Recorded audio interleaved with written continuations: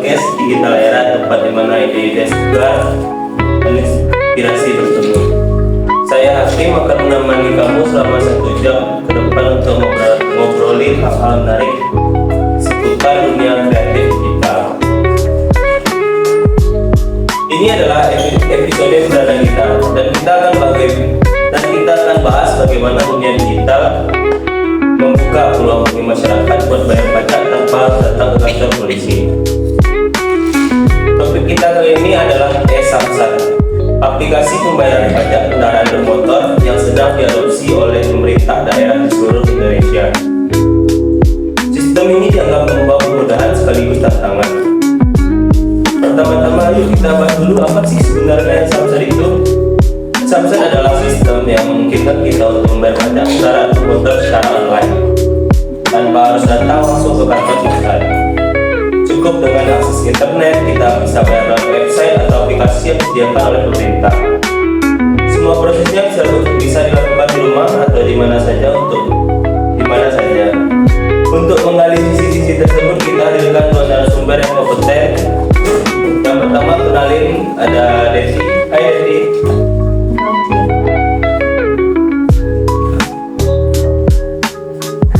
Nah, yang kedua Kak Fadia.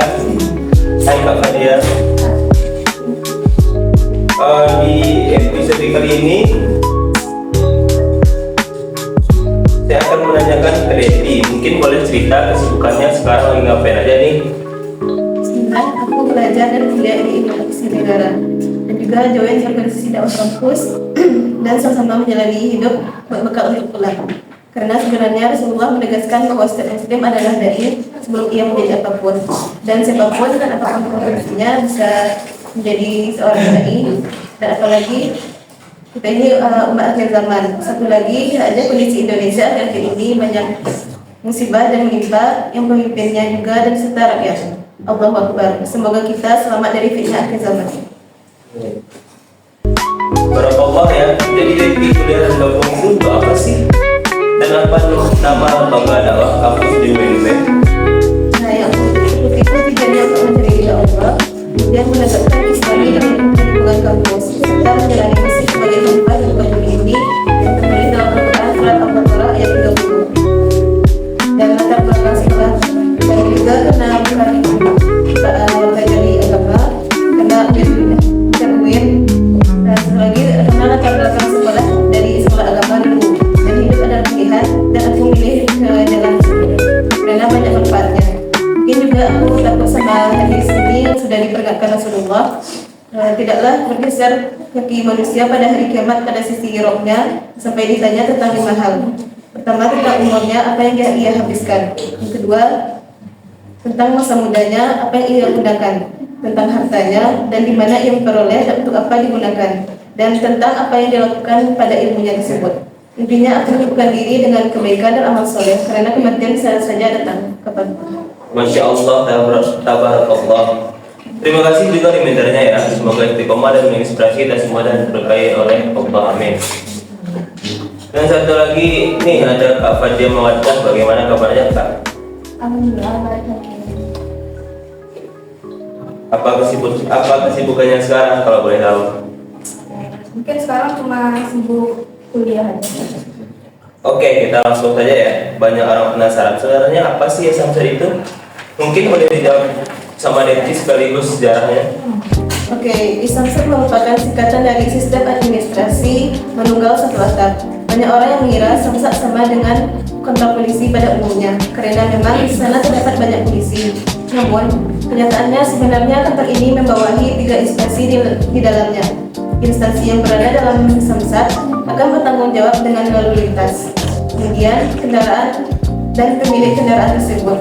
Ini dia instansi pemerintah yang terdapat dalam Samsat. 1. Kepolisian Republik Indonesia atau Polri. Polri berperan besar dalam Samsat, khususnya divisi polisi lalu lintas. Instansi ini juga dalam urusan registrasi dan identifikasi. Nah, yang kedua ada Dinas Pendapatan Daerah dengan singkatan Dispenda. Setiap kendaraan akan dikenakan pajak, namun juga perlu dibayarkan setiap tahunnya. Nah, Dispenda inilah yang akan mengelola pajak-pajak tersebut. Bukan hanya pajak pendapatan daerah, dari kendaraan bermotor juga dari bea balik nama kendaraan bermotor. Yang ketiga, PT Jasa Harja. Saat melakukan pembayaran pajak kendaraan, pemilik kendaraan juga akan membayar jasa asuransi. PT Jasa Harja yang ada di dalam Samsat inilah yang akan mengelola dana asuransi tersebut. Asuransi bisa diklaim sebagai kecelakaan saat terjadi kecelakaan lalu lintas di jalanan. Untuk sejarahnya sendiri, itu pertama kalinya sebelum adanya Samsat, pemilik kendaraan sangat direpotkan urus datang mengurus pajak dan STNK. Pasalnya, pengurusan registrasi kendaraan pajak dan asuransi dilakukan secara terpisah. Hal inilah yang membuat kendaraan harus datang di ketiga tempat berbeda, yaitu kantor polisi, dinas pendapatan daerah, dan Jasa Harja. Proses ini tidak hanya memakan waktu, namun juga merepotkan individunya.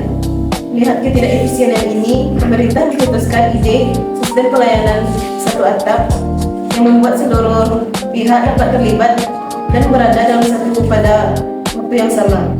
Sistem Samsat pertama kali ini diterapkan tahun 1976 dan berdasarkan keputusan bersama antara tiga lembaga, Polri, Departemen Keuangan yang menaungi Dispenda, dan PT Jasa Harja. Samsat pun mulai diberlakukan di seluruh Indonesia.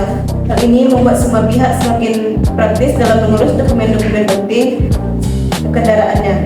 Dari sisi lain, pemerintah juga lebih cepat dalam mendapatkan dan mengelola pendapatan daerah dari pemilik kendaraan bermotor. Nah, dari waktu ke waktu, Samsat juga terus berbenah untuk membuat sistem pelayanannya lebih baik. Kalau dulu perlu datang ke 5 loket, sekarang kita hanya perlu 2 loket saja untuk menyelesaikannya. Baiklah, sekian itu dari saya. Baik, ini sejarah yang cukup panjang ya. Lalu, apakah ada undang-undang yang mengaturnya? Apa dia bisa jelaskan? Lanjut, apakah kegunaannya atau malah jadi jebakan bagi pengendara motor nih? Ada beberapa dasar landasan hukum yang utama menjadi kerja di Samsat. Yang pertama yaitu Undang-Undang Nomor 2 Tahun 2009 tentang lalu lintas dan angkutan jalan. Undang-undang ini menjadi payung hukum utama mengenai segala hal yang terkait kendaraan bermotor, termasuk registrasi, identifikasi, dan kewajiban pajak. Yang kedua yaitu Peraturan Presiden Nomor 5 Tahun 2015 tentang penyelenggaraan Samsat. Yang ketiga yaitu Undang-Undang Nomor 28 Tahun 2009 tentang pajak daerah dan restribusi daerah. Undang-undang ini mengatur bahwa PKB menjadi wewenang provinsi. Proses penarikannya dilakukan melalui Samsat dan akan digunakan untuk kepentingan wilayah tersebut. Yang keempat yaitu Peraturan Kepala Kepolisian Negara Republik Indonesia. Lanjut saja, ada apa saja sih keuntungan dari penggunaan Samsat ini? Yang pertama, tentu saja praktis, bisa digunakan kapan saja dan di mana saja. Nah, nggak perlu ngantri panjang di loket Samsat dan juga nggak perlu khawatir kantor Samsat tutup. Semua bisa dilakukan melalui smartphone.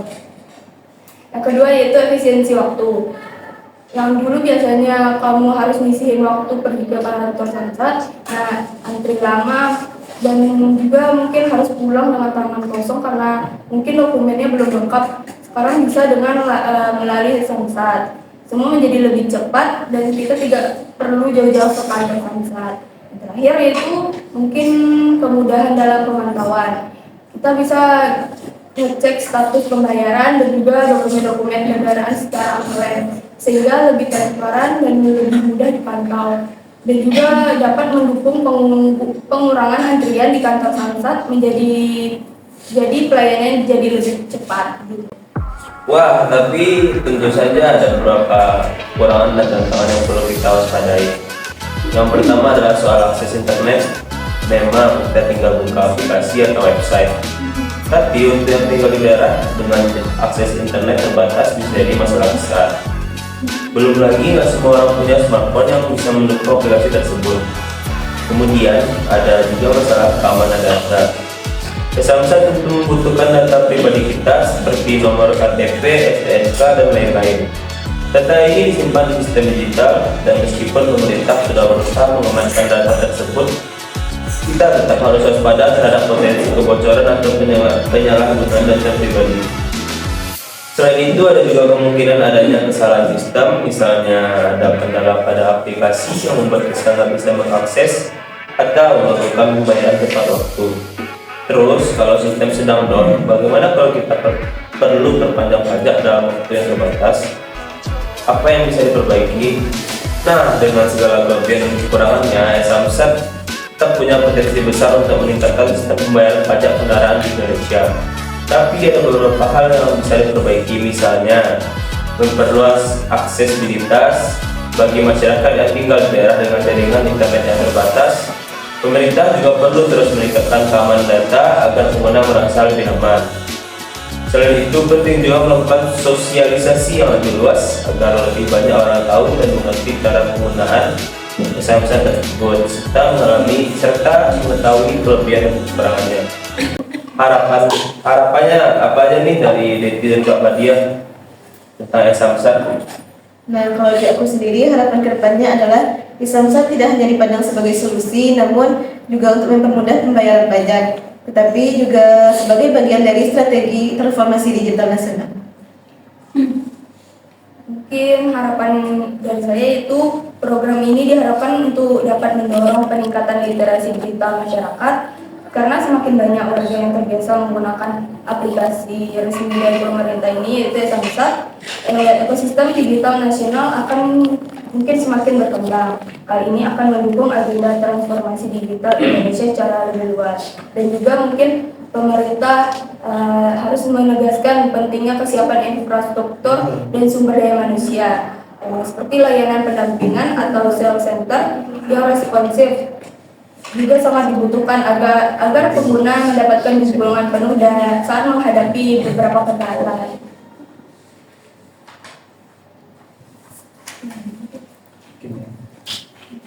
Wah, menarik banget ya obrolan kita hari ini. Terima kasih banyak Devi dan Kak Badia udah sering sharing dan berbagi pengalamannya.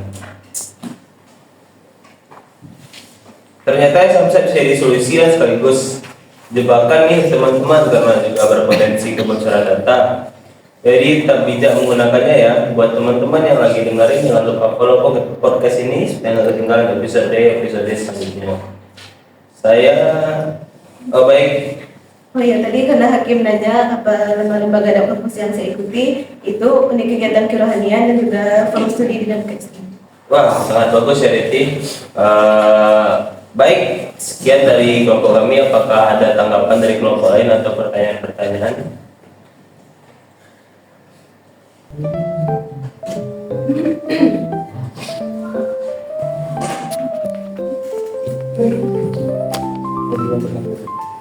Boleh, kasih boleh, dua boleh.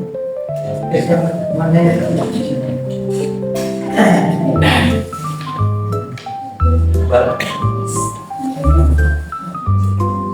gimana menurut teman-teman terkait dengan Samsat ya?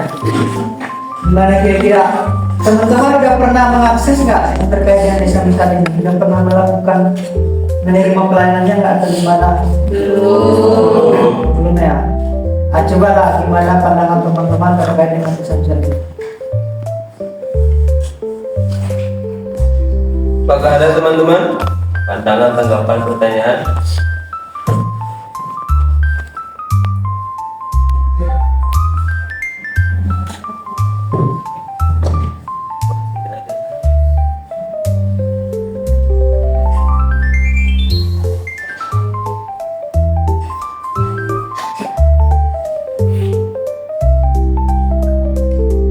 Bahkan teman 22 boleh, 3, 4 boleh. Apakah ada tanggapan Roma? Roma aja.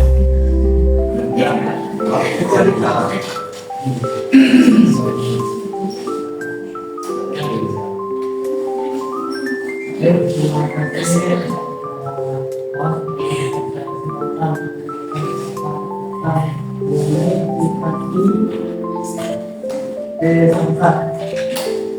Kalau daripada saya sendiri, kalau kita Samsat itu membantu masyarakat. Karena kita tahu ketika orang mau membayar pajak, kita ada motor dan Samsat kan itu pajak motor pajak lain lah.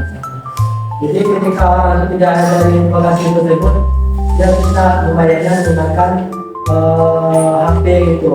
Sedangkan waktu dulu misalkan nih tempat pembayaran pajaknya itu biasanya nggak bisa dilakukan kan. Ada orang yang tinggal misalnya di daerah Bukit Tinggi, tapi sekarang dia berada di Jawa, jadi dia harus pergi ke Bukit Tinggi dulu harus membayarkan. Nah, jadi kalau saya lihat dari aplikasi Samsung ini berdampak positif karena bisa dibayar melalui jarak jauh gitu. Ini tidak banyak tanggapan saya untuk mengenai Samsung ini saya berikan. Oke, terima kasih atas tanggapannya Roma. Tanggapan yang sangat bagus yang kita tidak perlu berjauh-jauh untuk membayar Samsung lagi karena sudah ada bisa membayar dengan HP. Baik, apakah ada tanggapan, pertanyaan atau yang lain?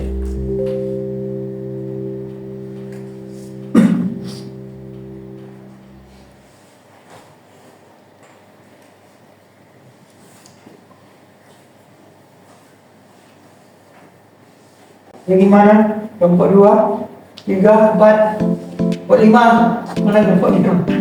Mana kelompok 5? Jadi Roma. Roma. Kelompok 6. Mana kelompok 6?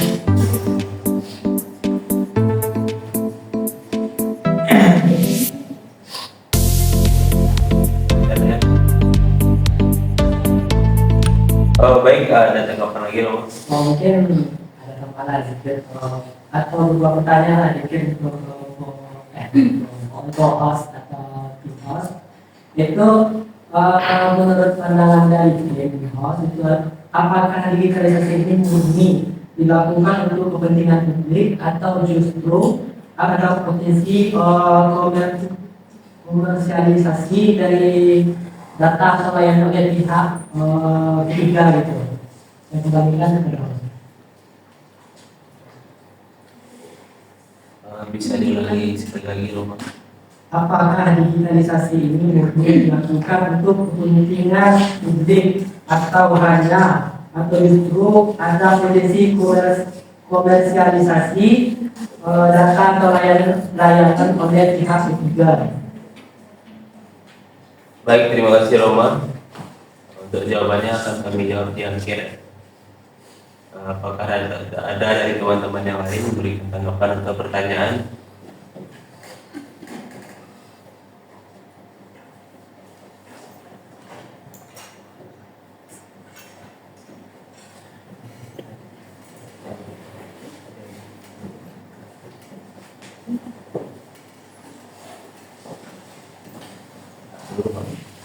Ada kelompok 5 7, silakan kelompok 7 mana? Ada kelompok 7. Ada si Tasha ya. Baik. Baik, terima kasih kepada yang host. Saya akan memberikan tanggapan terhadap program Samsat yang mana Samsat ini merupakan bentuk nyata penerapan kompetensi digital yang bertujuan untuk meningkatkan kualitas pelayanan publik pajak kendaraan bermotor dengan memanfaatkan teknologi informasi. Nah, inovasi ini menghadirkan kemudahan akses bagi masyarakat untuk membayar pajak secara online kapan saja dan tanpa harus datang ke kantor Samsat. Dan itu tentunya dapat menghemat waktu serta mengurangi potensi penyalahgunaan wewenang dengan berkoneksi ke berbagai platform digital seperti aplikasi Signal dan perbankan online. Samsat ini tidak hanya meningkatkan efisiensi dan transparansi, akan tetapi juga memperkuat akuntabilitas pemerintah dalam pengelolaan pendapatan daerah. Dan hal ini sejalan dengan tujuan yang mana tujuan e-government ingin mewujudkan penyelenggaraan pemerintahan yang lebih terbuka, responsif, serta partisipatif. Namun, tantangan seperti literasi digital masyarakat dan ketersediaan akses internet menjadi aspek penting yang harus diatasi untuk memastikan pemerataan manfaat layanan Samsat ini. Nah, saya ingin bertanya, bagaimana Samsat ini mempengaruhi persepsi masyarakat terhadap transparansi dan akuntabilitas pemerintah dalam pelayanan pajak kendaraan? Oh, terima kasih atas tanggapan dan pertanyaan Kak. Boleh diulangi pertanyaannya?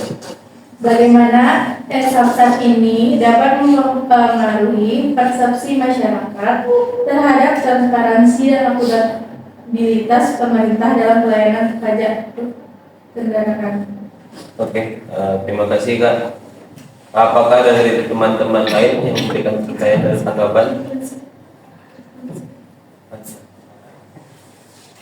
Satu lagi tanggapannya baru nanti dijawab dulu sama yang beri pandangan.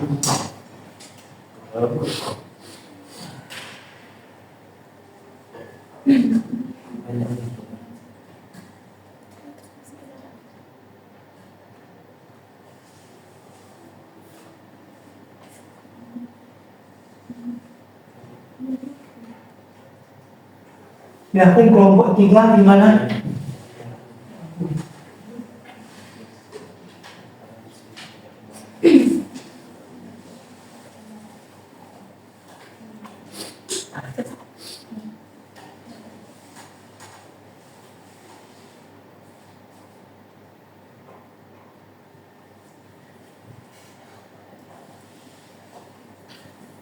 Baik, pertanyaan dari Roma akan kami jawab terlebih dahulu, yang akan dijawab oleh Kak Fadia.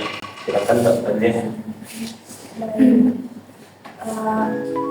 Pertanyaannya yaitu, apakah digitalisasi Samsat ini murni dilakukan untuk kepentingan publik atau hanya potensi komersialisasi data atau layanan dari pihak ketiga?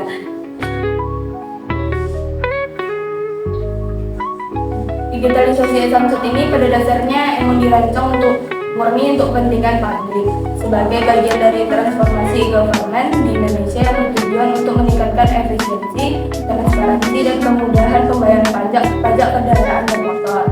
Sistem ini memungkinkan wajib pajak untuk melakukan transaksi secara online dari mana saja dan kapan saja untuk mengurangi antrian yang panjang di kantor Samsat yang sering memakan waktu berjam-jam.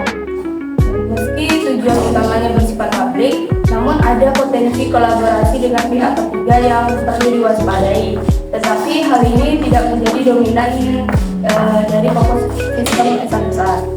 Samsat ini sering terintegrasi dengan platform pembayaran seperti mobile banking dari bank-bank yang memungkinkan melibatkan biaya administrasi kecil sebagai fasilitator transaksi.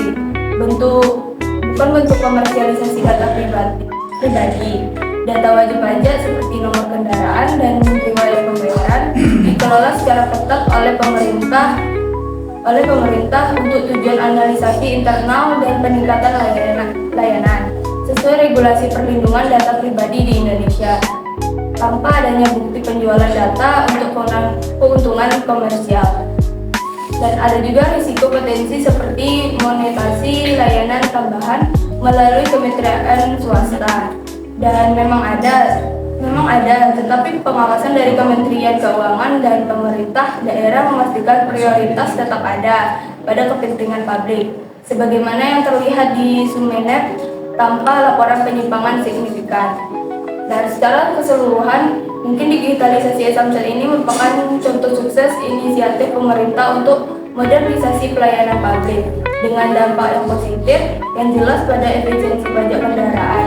Meskipun potensi komersialisasinya minimal dan terkendali, pengawasan yang berkelanjutan diperlukan untuk mencegah adanya penyimpangan. Dan jika Anda memiliki pengalaman pribadi, sekian. Baik, dari saya sendiri juga akan memberikan tanggapan terkait pertanyaan Roma itu. Menurut pandangan Tim, apakah ini murni untuk kepentingan publik atau komersialisasi pihak ketiga? Nah, ini menurut saya itu murni untuk kepentingan publik karena ini masuk ke dalam bagian pelayanan publik yang mana itu digunakan oleh masyarakat sehingga tidak repot untuk datang mengurus pajak kendaraannya ke kantor tersebut. Dan juga dalam rangka era digitalisasi internasional. Sekian dari saya. Oh baik, apakah Roma sudah pas dengan jawabannya atau masih ada yang Roma belum paham? Baik, terima kasih pada Prof. Mungkin sedikit pertanyaan saya ya. Jadi kata dari energi atau itu murni dari pakai itu untuk kepentingan publik. Apa yang menyebabkan ini mengatakan itu murni itu? Pengetahuan ada hal terselubung lain yang dilakukan untuk aplikasi tersebut. Mungkin saya kembalikan. Terima kasih Roma. Mungkin akan dilihat dengan Neti sendiri ya. Mungkin itu hanya dari sudut pandang saya saja ya, karena saya juga belum ada menggunakan itu tersebut. Namun yang pasti itu kan salah satu bagian dari contoh pelayanan publik yang dibuat untuk memudahkan masyarakat di era digital. Baik, gimana Roma?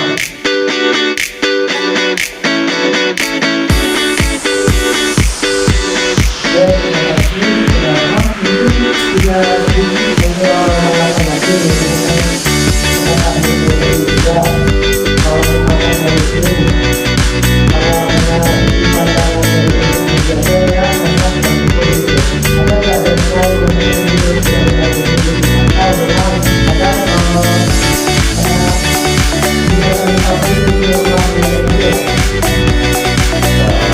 Oke, kalau kami akan mencari data-data itu dulu.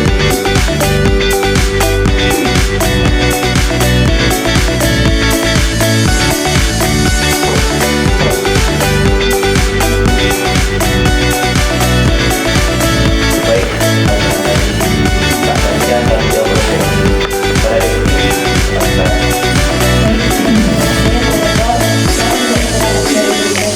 Bagaimana Samsat dapat mengganggu persepsi masyarakat terhadap transparansi pajak kendaraan. Samsat dapat secara signifikan mempengaruhi persepsi masyarakat terhadap transparansi pajak kendaraan dengan menyediakan akses informasi yang lebih terbuka, juga menjadi akses, hingga mengubah pandangan dari proses dari rumit dan daripada solusi menjadi beres dan mengakuntabel. Kemudian melalui ini juga sikap ini wajib pajak dan pemerintah dapat memeriksa riwayat pembayarannya, seperti tagihan, detail tagihannya, status kendaraannya, serta secara real time, tanpa harus bergantung pada interaksi langsung dengan petugas yang seringkali menimbulkan kecurigaan terhadap praktik pembeli dan manipulasi data.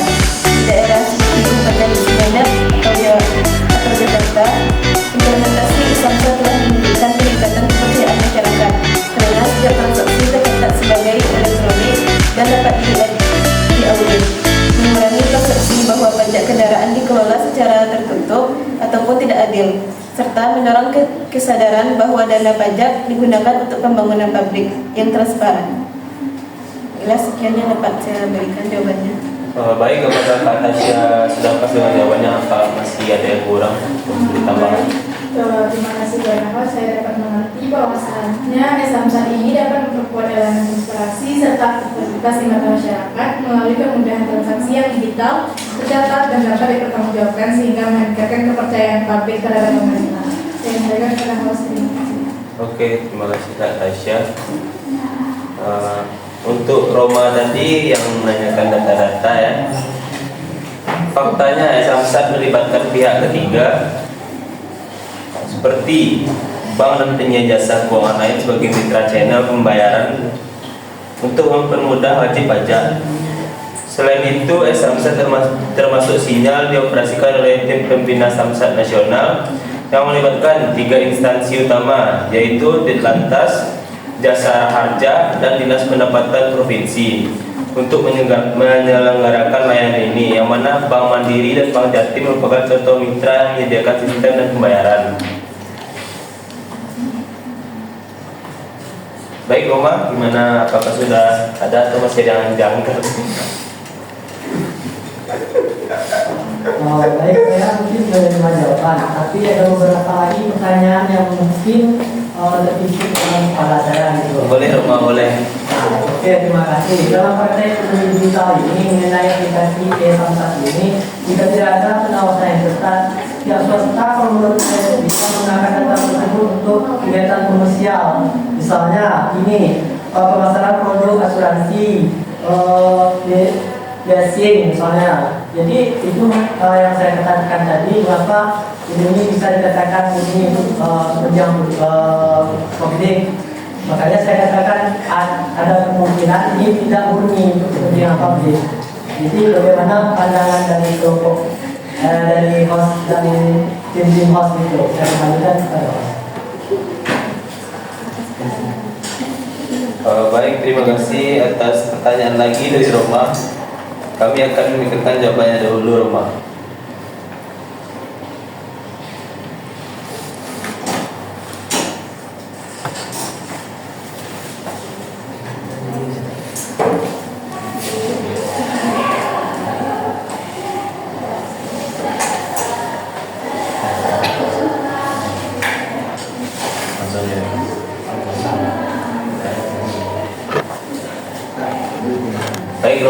akan menjawab pertanyaan dari Roma yang akan dijawab oleh Fadia. Kepada Fadia silakan. Pertanyaannya itu, jika tidak ada pengawasan yang ketat dalam samsat, pihak swasta mungkin dapat menggunakan data pribadi. Namun ya, terdapat risiko bahwa pihak swasta atau pihak lain dapat menyalahgunakan data pribadi pengguna. Samsat menggunakan data pribadi seperti nomor induk kependudukan dan data kendaraan. Tanpa adanya pengamanan yang ketat dan memadai, itu bakal menjadi kebocoran atau penyalahgunaan data tersebut yang dapat terjadi dan mungkin mengancam privasi pengguna. Namun sistem e-Samsat sendiri biasanya dilengkapi dengan mekanisme perlindungan data seperti penggunaan gateway untuk menghubungkan pengguna dan pusat data untuk mencegah kebocoran data informasi pribadi. Namun penting adanya pengawasan ketat dan regulasi untuk memastikan data tersebut tidak disalahgunakan oleh pihak swasta. Nah, selain itu juga pengawasan yang ketat diperlukan untuk menjaga integrasi sistem yang memastikan transaksi akan aman dan menjaga kepercayaan masyarakat dalam penggunaan layanan berbasis teknologi ini. Ya. Baik, apakah Roma sudah pas atau masih ada yang menjanggal di kepala Roma? Yang lain yang lain dulu, yang lain gantian. Coba belum berapa lagi yang belum? Putra sekian, Pak. Yang belum bertanya. Kelompok terakhir mana? Mana? Kelompok terakhir. Siapa kelompoknya? Nggak ada ya? Kelompok berapa lagi yang belum? Itu. Si boy guys. Terima kasih kelompok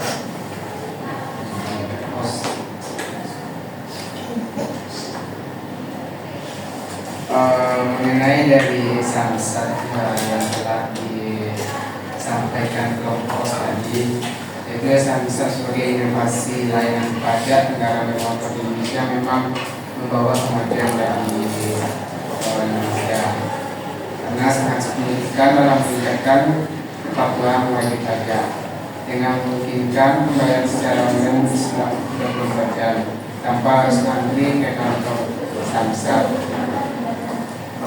Baik, jadi yang jadi pertanyaan bagi saya kelompok lagi yaitu sejauh mana data dari samsat membantu pemerintah daerah dalam pengelolaan pajak dan bagaimana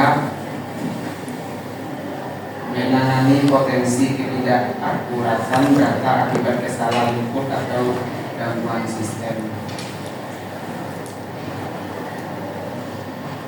Baik, terima kasih Iqbal atas tanggapan pertanyaannya. Apakah ada dari teman-teman lain memberi tanggapan atau pertanyaan?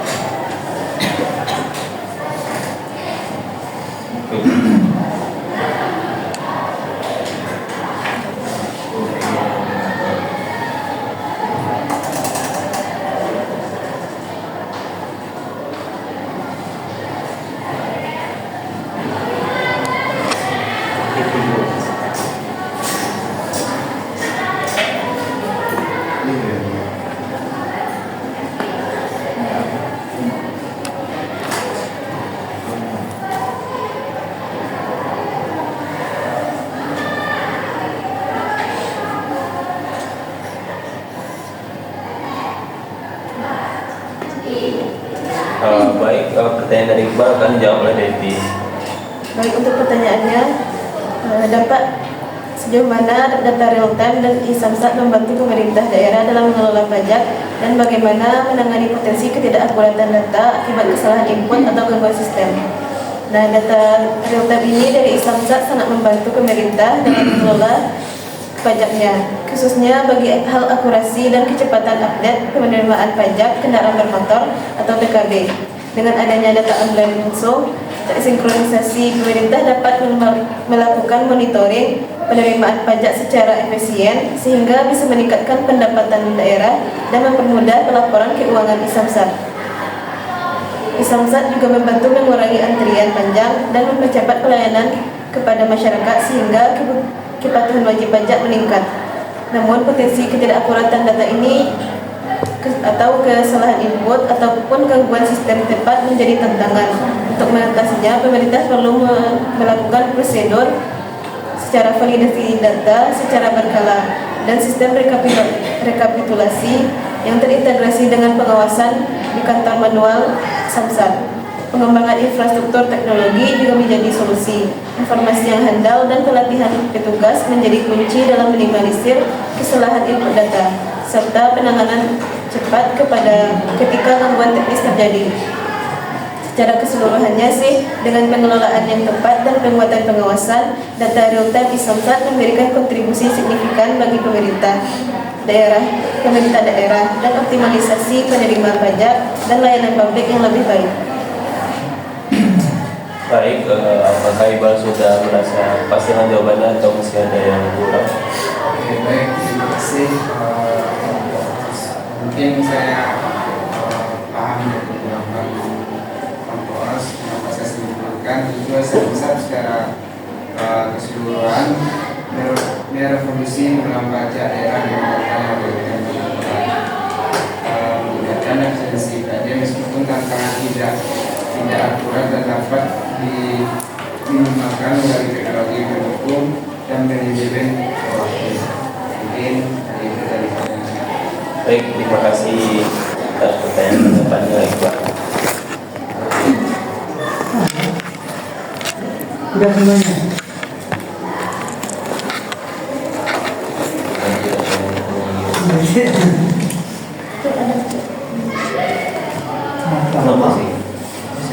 Terima kasih.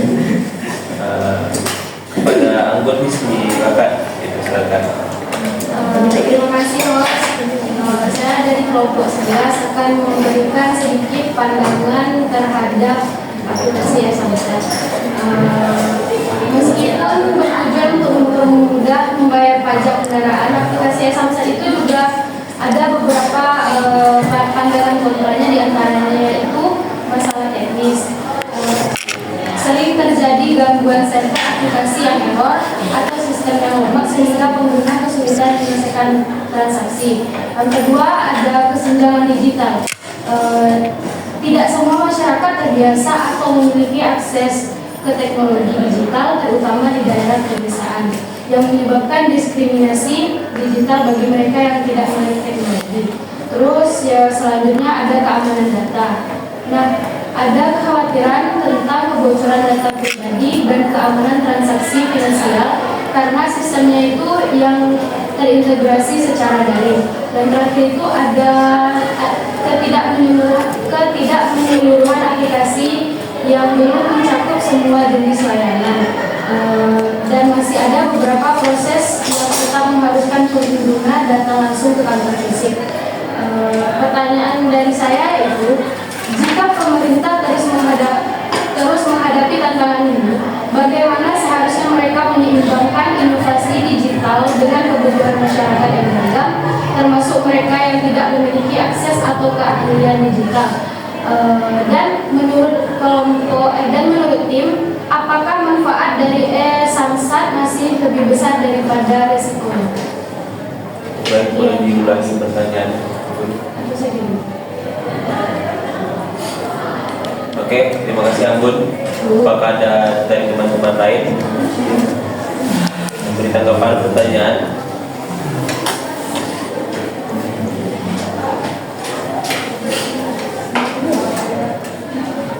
Ada.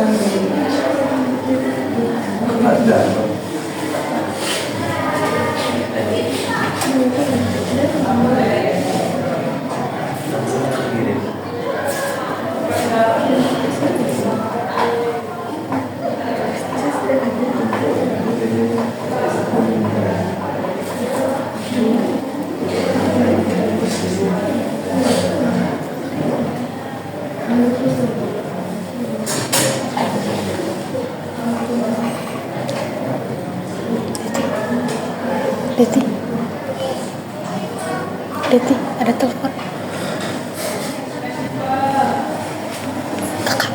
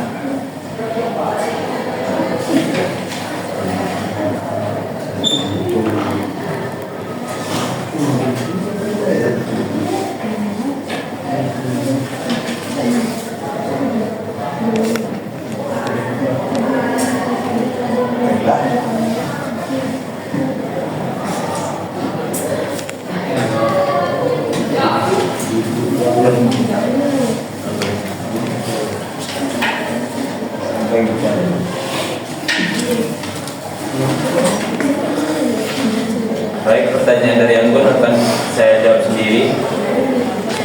Pertanyaannya, jika pemerintah terus menghadapi tantangan ini, bagaimana seharusnya mereka menyeimbangkan inovasi digital dengan kebutuhan masyarakat yang beragam, termasuk mereka yang tidak memiliki akses atau keahlian digital? Pemerintah harus menyeimbangkan inovasi digital Samsat dengan kebutuhan masyarakat yang beragam dengan cara berikut: menyediakan alternatif layanan digital untuk masyarakat yang tidak memiliki akses internet atau kemampuan digital, seperti layanan konvensional atau mobile Samsat keliling. Yang kedua, melakukan sosialisasi intensif dan edukasi terkait penggunaan Samsat, terutama untuk kelompok rentan seperti lansia atau masyarakat yang belum terbiasa teknologi. Yang ketiga, meningkatkan infrastruktur teknologi dan kualitas sistem untuk meminimalisir gangguan teknis sehingga layanan dapat diakses dengan mudah dan andal. Dan terakhir, memberikan pelatihan bagi petugas agar mampu membantu masyarakat yang mengalami kesulitan dalam menggunakan aplikasi Samsat dan membangun kepercayaan terhadap keamanan data pribadinya.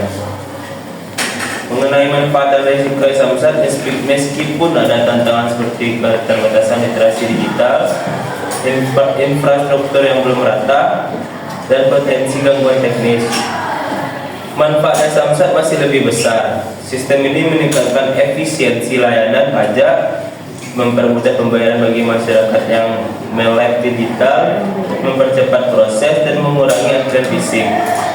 Jika tantangan diatasi dengan strategi yang tepat, Samsat dapat memberikan kontribusi yang signifikan terhadap optimalisasi penerimaan pajak dan pelayanan publik yang lebih baik. Jadi, Samsat tetap memiliki nilai manfaat yang tinggi jika pemerintah fokus pada inklusivitas dan perbaikan sistem secara terus-menerus. Apakah Kak Anggun sudah pas atau masih ada yang kurang jawaban? Terima kasih. Tapi menurut tim, apakah dari yang sudah dijelaskan tadi itu pemerintah sudah menjalankan inovasi-inovasinya?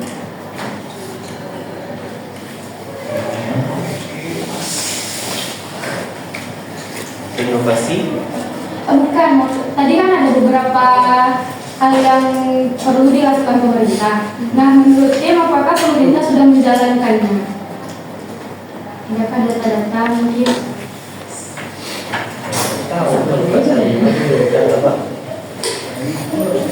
Terima kasih, Bu.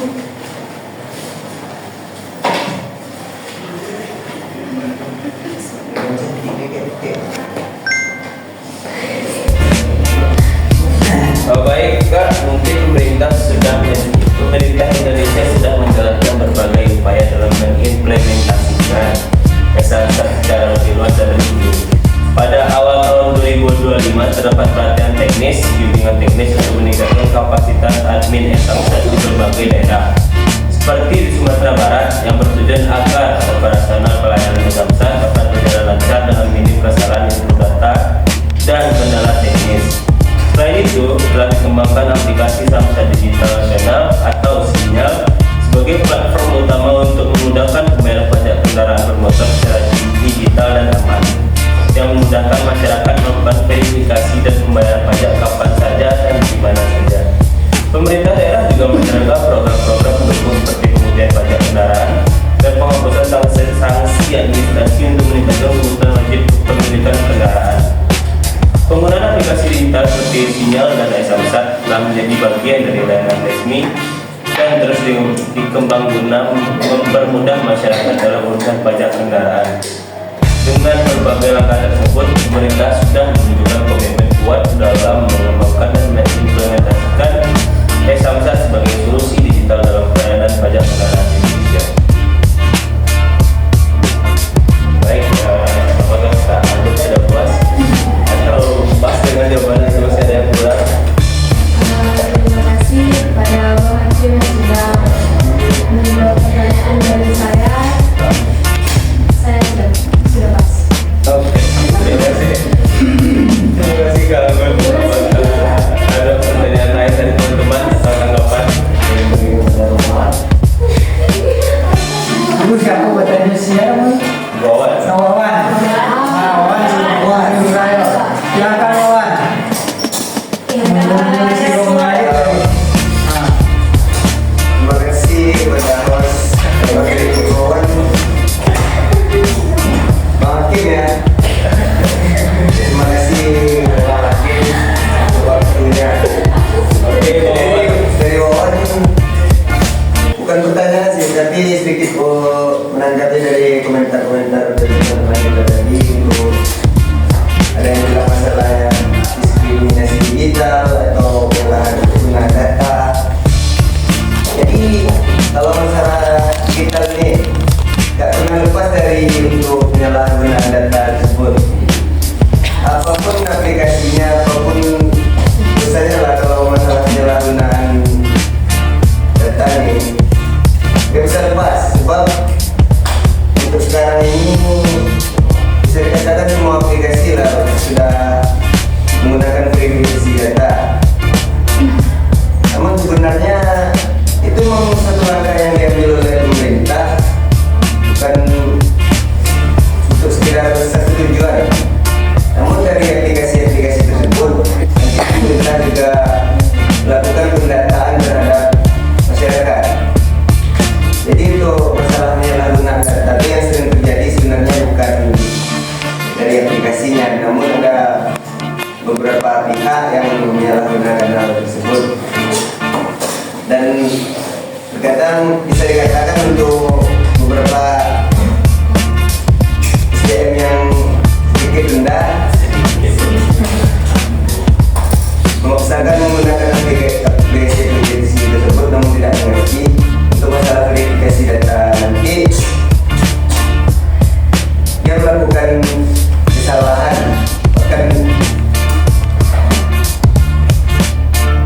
sekarang ini aplikasi itu sebenarnya kesalahan itu terjadi banyaknya iklan.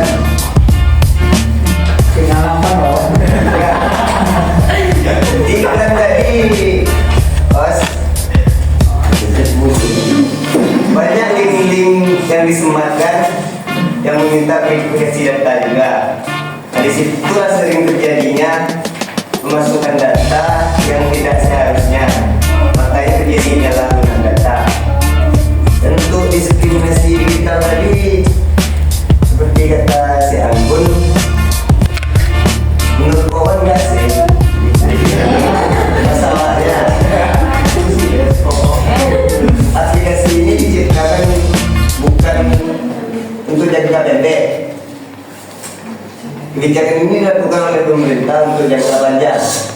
sebab dampaknya bukan langsung signifikan terjadi, ada step by stepnya. Jadi nggak mungkin kan kayak orang-orang di pedalaman langsung bisa menggunakannya, walaupun sudah diciptakannya aplikasi yang saat ini, tapi kan kantor yang satu masih beroperasi. Jadi untuk masyarakat yang tidak memiliki akses internet ataupun smartphone masih bisa melakukan pembayaran langsung ke kantor. Sebenarnya kebijakan pemerintah ini juga bertujuan untuk pemerataan bagi seluruh masyarakat agar